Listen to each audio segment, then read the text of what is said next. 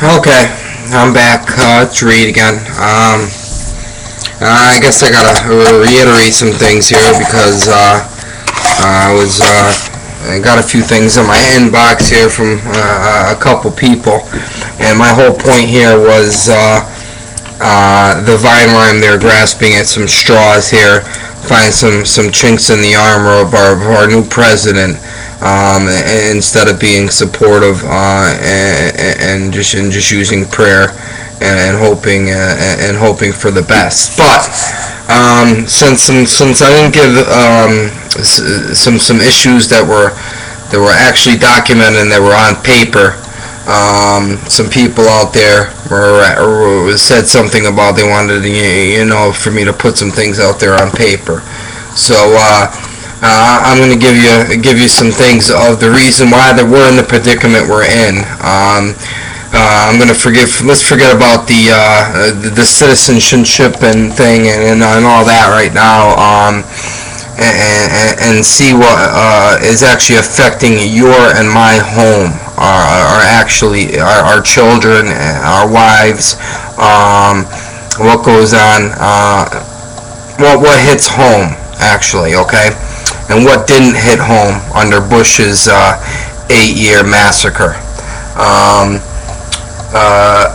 When it comes to Bush, there's of course many different factors that contribute to the image that the Bushes was so poor, and his rating was his public rating was so low. I mean, it was under 30% at one time, and the public. I mean, probably the worst president ever this nation have ever seen. Some of these include leading the invasion of Iraq, which has subsequently led to the deaths of hundreds and thousands of soldiers and civilians, as well as destabilizing a nation and pushing it to the brink of civil war. A poor, slow, and ineffective response to the Hurricane Katrina in New Orleans, which I think had a lot to do with race. And I'm going to be honest, I think a lot of these things that the people are grasping for straws, it has a lot to do with race. Deep down in their heart they won't say it, but that's just the way I feel. A failure to support the Kyoto Protocol on climate change, which would have worldwide consequences, arguably.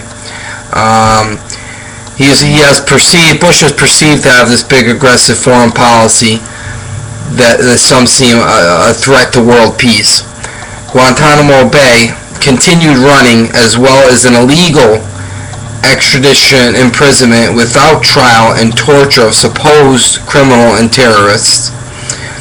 Finally, just to top it off, these are just quick things too, since we have limited time here on YouTube. Finally, is generally perceived stupidity, the Bushism, so to speak, in particular manners which often been seen as severely embarrassing to the USA, which they definitely were.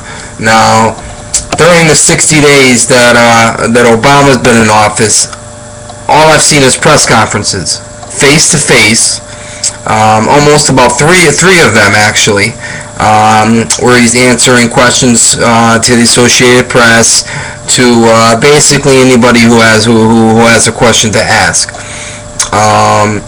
And during the first few months of office, I could have swore I seen Bush skeet shooting and swinging the golf club and doing things at his own personal leisure there that had nothing to do with helping our country.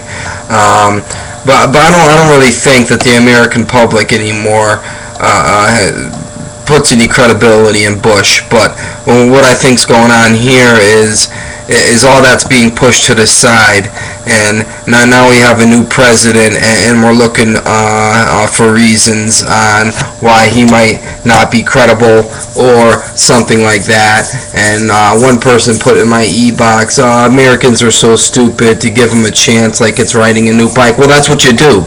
The American people vote in every single president has their chance, so to speak, to do what they do, to help the economy and so on and so forth.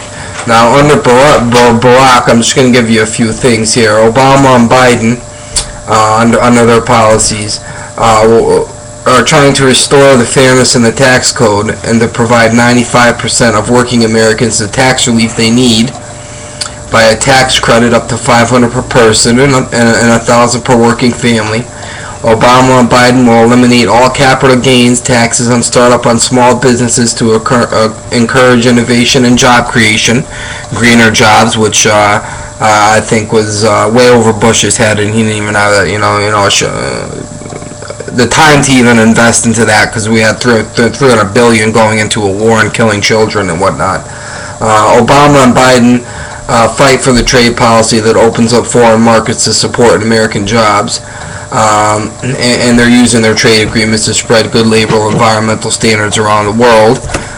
These are just some small things while he was in office.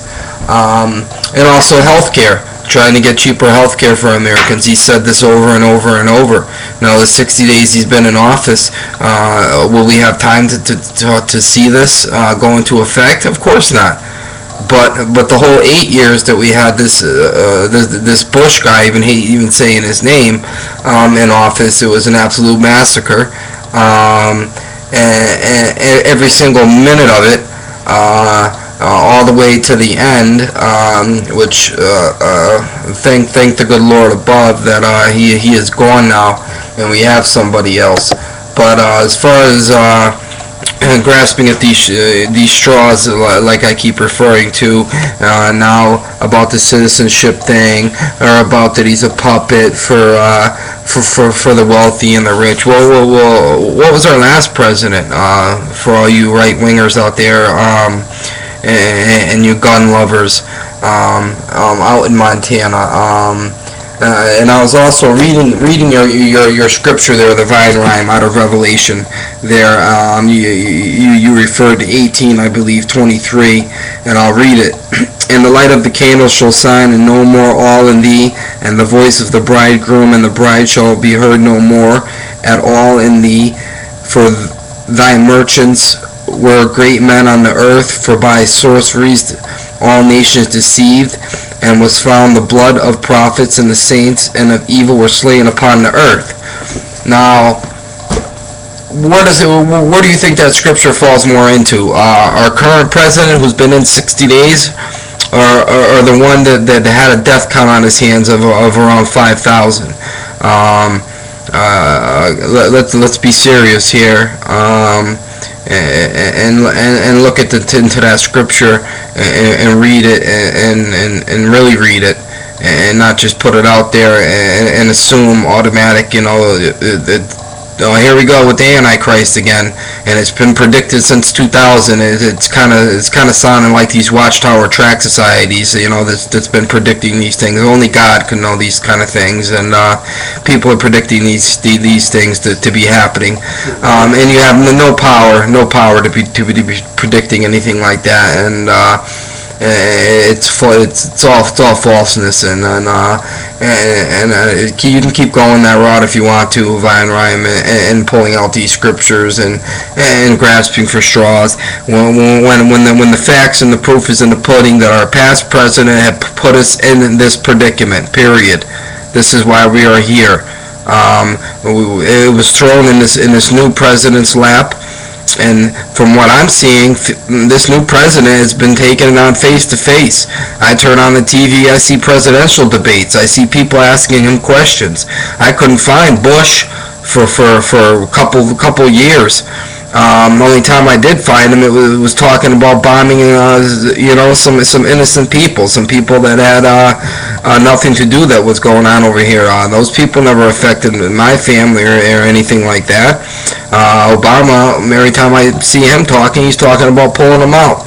So again, I'll go back to giving it some time, giving it a year, see what happens here. See if some of these things fall into place that he's already proposed, and then he keeps going in front of